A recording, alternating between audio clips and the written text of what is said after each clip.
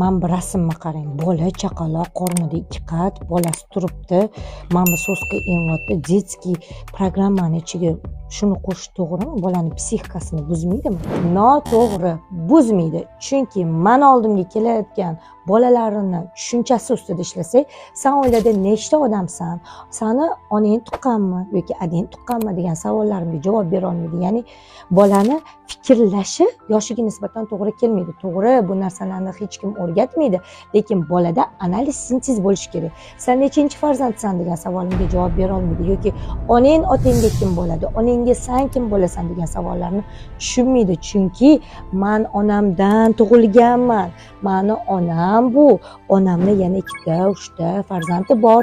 Men katta farzandman. Men o'rtancha farzandman. Men kichkina farzandman. Bola shu narsani farqiga bormaydi. Oiladagi a'zolarini o'rnini bilmaydi va o'zini ham o'rnini bilmaydi.